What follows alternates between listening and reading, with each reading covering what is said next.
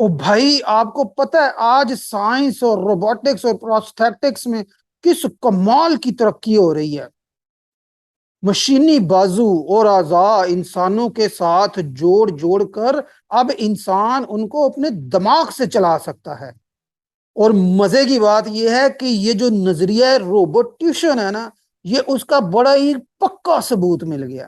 اس نظریے کے مطابق انسان کروڑوں اربوں سال پہلے مشین ہوا کرتا تھا، مشین سے ہوتے ہوتے روبوٹس اور پھر ٹرانسفارمرز بن گیا، اور آج ارتقاء پاتے پاتے پاتے آج انسان بال کھال جلد چال ڈھال والا انسان بن گیا۔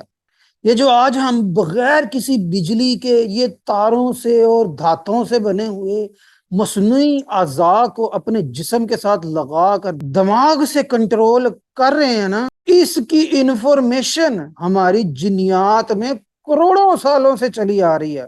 سائنسدانوں کو پکے ثبوت مل گئے ہیں اس بات کے۔ اب اس نظریے کو کوئی نہیں جھٹلا سکتا کہ ہم ٹرانسفارمرز ہوا کرتے تھے۔ اب دیکھنا آگے آگے کیا کیا تبدیلیاں ہوں گی، اور ہم پھر دوبارہ سے کس قسم کی مشینیں بن جائیں گے، اور کیا کیا کیا ہوا بھائی، کیا ہوا؟ السلام علیکم، میں ہوں محمد اعظم خان۔ کیا جینیات میں ہونے والی حالیہ پیش رفت نظریہ ارتقاء کو سائنٹیفکلی ثابت کرتی ہے؟ مورو کی حالیہ ویڈیو میں پیش کیے گئے جینیات کے حوالے سے اور جینیات کے انقلاب کے حوالے سے ان کے دعووں اور نظریہ ارتقاء کے سائنٹیفک ریلیشن کا جائزہ لیتے ہیں۔ مورو نے اپنی اس حالیہ ویڈیو میں دو بہت ہی اچھی چیزوں کا بیان کیا ہے۔ ان دونوں باتوں کا ذکر کرنے سے پہلے مورو کی پریزنٹیشن میں ایک چیز استعمال کی گئی ہے، اور اس چیز کی طرف میں آپ کی توجہ دلانا چاہتا ہوں۔ یہ جو تصویر آپ اس وقت اسکرین پہ دیکھ رہے ہیں، یہ مورو نے بھی اپنی پریزنٹیشن میں استعمال کی۔ یہ ارنسٹ ہیکل کے ایمبریوز کی ڈرائنگز کی تصویر ہے۔ کیا آپ جانتے ہیں کہ یہ فیک ڈرائنگز ہیں؟ جی ہاں، آج بھی سائنس اور بایولوجی کی ٹیکسٹ بکس میں یہ ڈرائنگز کا استعمال ہو رہا ہے، اور مورو بھی اپنی پریزنٹیشن میں اسلام اور ارتقاء کا موازنہ کرتے ہوئے انہی فیک ڈرائنگز کا استعمال کر رہے ہیں۔ ارنسٹ ہیکل جو کہ ایوولوشن کے حامی تھے اور اپنے اسٹوڈنٹس کو جرمنی کی ایک یونیورسٹی میں یہ بتانا چاہتے تھے کہ ایوولوشن کے ثبوت موجود ہیں، انہوں نے ان ڈرائنگز کو بنایا تھا یہ دکھانے کے لیے کہ مچھلی کے ایمبریوز میں اور انسانی ایمبریوز میں کتنی مماثلت ہے، اور یہ اس بات کا ثبوت ہے کہ انسان کے آباء و اجداد مچھلی تھے۔ آپ کو یہ جان کے حیرانگی ہوگی کہ یہ 140 سال پہلے ہی ثابت ہو گیا تھا کہ یہ ڈرائنگ فیک ہیں۔ خود یونیورسٹی آف جینا جہاں پہ ارنسٹ ہیکل پڑھاتا تھا، اس نے وہاں اقرار جرم کیا۔ 140 سال بعد بھی ایوولوشن کے حق میں اور ارتقاء کو ماننے والے ایک فیک ڈرائنگ کا سہارا لے رہے ہیں۔ ویسے تو مورو صاحب اور نظریہ ارتقاء کا پرچار کرنے والے آپ کو ہر جگہ پر سائنس فیکٹس کی رٹ لگاتے ہوئے نظر آتے ہیں، اور اپنے حوالے کے لیے پیش کیا کرتے ہیں 140 سال پرانا فراڈ اور موازنہ اسلام کے ساتھ۔ واہ بھائی، جیسا کہ میں نے آپ کو کہا تھا کہ مورو صاحب نے اپنی اس ویڈیو کے شروع میں دو بڑی اچھی باتیں بیان کی۔ نمبر 1، عقل اور استدلال کی بنیاد پر جو چیز بجا معلوم ہوتی ہے اسے بیان کرنا، اور باقی کو ڈسٹ بن میں پھینک دینا۔ نمبر 2، خیال کے سائنسی قاعدے کے امتحان کے ذریعے تصدیق کرنا۔ اور مورو صاحب کہتے ہیں کہ ان کا اسی کے اوپر یقین ہے۔ نظریہ ارتقاء کو وہ شخصیت پرستی یا ڈارونزم وغیرہ کی وجہ سے نہیں مانتے، بلکہ اس سائنسی قاعدے کی وجہ سے مانتے ہیں۔ چلیے انہی دو اصولوں کی بنیاد پر ہم مورو صاحب کے دعووں کا ذرا جائزہ تو لیتے ہیں۔ اچھا جی، مورو صاحب کی ابھی اسٹیٹمنٹ کو ذرا کھولتے ہیں۔ آپ کا کوئی خیال ہے اسے امتحان سے گزارا جاتا ہے؟ وہ امتحان سائنسی قاعدے سے لیا جائے گا، یوں آپ کے خیال کی تصدیق ہو جائے گی۔ مجھے تو لگا تھا کہ مورو صاحب اپنی آگے پیش کی جانے والی باتوں کو شاید انہی اصولوں پر رکھ کر بیان کریں گے، مگر افسوس پورے ویڈیو میں کوئی ایک بات اپنے بیان کردہ سائنسی قاعدے سے نہیں پیش کی گئی۔ مورو صاحب نے یہ جو سٹیٹمنٹ دی ہے نا، اس کو سائنسی اسلام میں سائنٹیفک میتھڈ کہا جاتا ہے، اور یہ خیال سے شروع نہیں ہوتی، یہ قدرتی مشاہدے سے شروع ہوتی ہے۔ آپ کو خیال ہی کہاں سے آیا کہ آپ بندر سے بنے؟ مورو صاحب نے آگے اپنی ویڈیو میں جینیات کے انقلاب پر بہت چیزیں پیش کی کہ ہمارے ڈی این اے میں انفارمیشن ہوتی ہے، اور ہم نے اس انفارمیشن کو پڑھ بھی لیا ہے، نہ صرف پڑھ لیا ہے بلکہ اب ہم اس میں لکھ بھی سکتے ہیں، انچیاں چلا سکتے ہیں، کچ کچ کچ کچ۔ اور ارتقاء کی تاریخ بیان کی انہوں نے کہ کیسے سنگل سیل بیکٹیریا سے ملٹی سیل، پھر مچھلی، اور پھر اس طرح سے کرتے کرتے کرتے جو ہے آج انسان بن گیا، ارتقاء آ گیا۔ مزید انہوں نے ایک سائنسدان کا بھی بتایا کہ اس نے کیسے جینیات میں کینچیاں چلا کر اس جینیات میں مزید انفارمیشن شامل کر کے دل کی بیماری کا علاج ڈھونڈ لی۔ انسان کے ڈی این اے میں کینچیاں چلا کر دل کی بیماری کا علاج ڈھونڈنے سے یہ کیسے ثابت ہوا کہ کروڑوں سالوں تک مچھلی میں یہ جینیاتی کینچیاں چلا چلا کر اس کے کوڈ میں انسانی اعضاء پیدا کرنے کی انفارمیشن شامل ہو گئی؟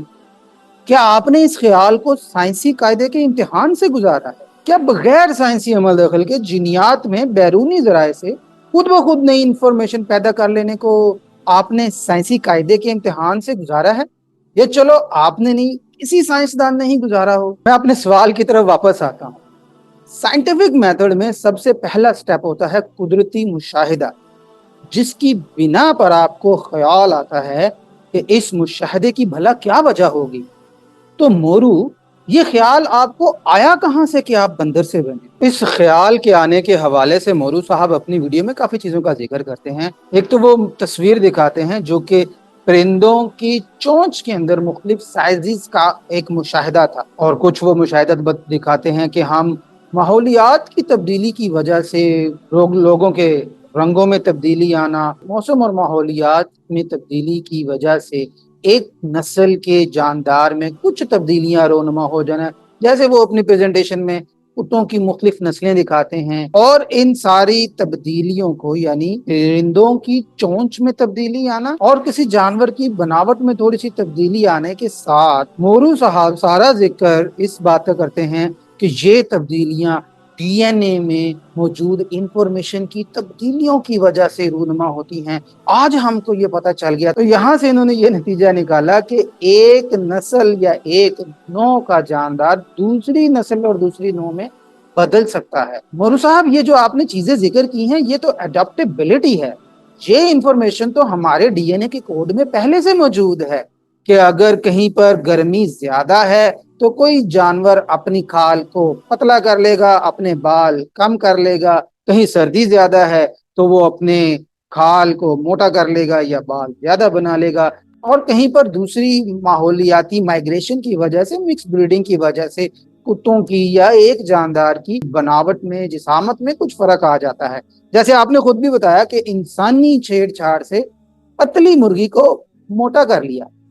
میں یہ پوچھنا چاہتا ہوں کہ اس چیز کا سائنٹیفک ایویڈنس کہاں ہے، یا جینیات میں چھیڑ چھاڑ کر کے آپ کے پاس سائنٹیفک میتھڈ سے گزارنے کے بعد کون سے ایسے ثبوت ہیں کہ آپ نے مرغی کے ایک پر میں ایک انگلی پیدا کر لی ہو، یا انسانی انگلی کو آپ نے مرغی کا پر بنا دیا ہو؟ ریممبر، آپ کو یہ ثابت کرنا ہے، سائنس کو یہ ثابت کرنا ہے کہ یہ جو جینیاتی ایڈیشن آف انفارمیشن ہوتی ہے یہ خود بخود ہوتی ہے۔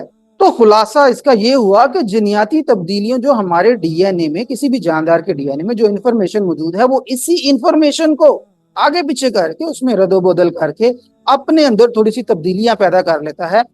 یہ ایویڈنس کہاں پر ہے کہ نئی انفارمیشن ایڈ کر کے ایک نسل کا جانور یعنی مرغی بکری بن گئی؟ اس کا مشاہدہ کہاں ہے؟ چلیں کوئی چھوٹا سا ہی مشاہدہ ہو یا کوئی ایکسپیریمنٹ آپ نے کیا ہو کہ جس میں آپ کی چھیڑ چھاڑ کے بغیر، جیسے مرغی کے ایک لمب کو آپ نے کسی کتے کے لمب جیسا بنا دیا ہو، یا اس جینیاتی چھیڑ چھاڑ میں آپ نے بھٹے کو مالٹا بنا دیا ہو۔ ابھی تو میں آپ کو اجازت دے رہا ہوں کہ آپ اپنی چھیڑ چھاڑ سے یہاں تک پہنچ جائیں۔ اگر آپ یہ کر لیں گے تو اس کے بعد پھر خود بخود والے مرحلے پہ آیا جائے گا۔ تو مورو صاحب کی آدھے گھنٹے کی لمبی جینیاتی انقلاب کی قصے کہانیوں کے اندر سائنٹیفک امتحان سے گزرا ہوا کوئی بھی ثبوت نہیں ملا۔ اگر آپ کو کسی کو کوئی سائنٹیفک امتحان سے گزرا ہوا new information in the genetic code اور اس نیو انفارمیشن کے ایڈیشن سے किसी एक नस्ल के जानदार का बिल्कुल दूसरी नस्ल में कन्वर्ट हो जाना, जैसे कि एक बकरे का गधा बन जाना, या एक मछली का मगरमच्छ बन जाना, या एक मेंढक का मछली बन जाना, इसका कोई आपके पास एविडेंस है तो जरूर पेश कीजिएगा। तब तक के लिए हम नजरिया इर्तिका को साइंटिफिक नहीं कह सकते। तो मोरू साहब की पहली स्टेटमेंट को दोबारा देखते हैं कि अकल और इस्तदलाल की बुनियाद पर जो चीज बजा होगी उसका ही जिक्र करना चाहिए, बाकी को डस्टबिन में। क्योंकि ना तो ये अकल पर पूरा उतर है और ना ही ये किसी साइंटिफिक मेथड से हासिल किए गए किसी इस्तदलाल पर पूरा उतर है, तो ये कहाँ जाएगा? डस्टबिन में। एक मफरूजे से शुरू होते हैं और दूसरे मफरूजे तक भागते जाते हैं। हमने आज ये कर लिया है, कल का इंसान चांद पर नहीं जा सकता था, आज हम चांद तो क्या आगे के सफर की तैयारियां कर रहे हैं। आज हम आइंदा डीएनए में छेड़छाड़ करके भयानक इंसान ना बन जाए, पता नहीं हम क्या कर लेंगे। हम वो रोबोट्स के अंदर अपनी जीनियात का को तजर्बे कर लेंगे। इस इंसानी टेक्नोलॉजी में तरक्की करके इन सारी बातों से ये सबूत कहाँ से मिलता है कि भाई एक बैक्टीरिया से एक इंसान करोड़ों सालों के इर्तिका के बाद वजूद में आता है? कहाँ है इसका मुशाहिदा? कहाँ है इसका साइंसी इम्तिहान? कहाँ है इस बात की साइंसी कायदे के इम्तिहान से गुजारी हुई तस्दीक? है तो जरूर पेश कीजिए। तब तक के लिए ये नजरिया बस एक किस्सा और कहानी है, तब तक ये साइंटिफिक फैक्ट नहीं बल्कि आपका नजरिया इर्तिका पर ईमान ही है। तो दोस्तों, मिलकर नजरिया इर्तिका को साइंस मानने वालों से इस साइंटिफिक एविडेंस का इंतजार करते हैं। अल्लाह हाफिज।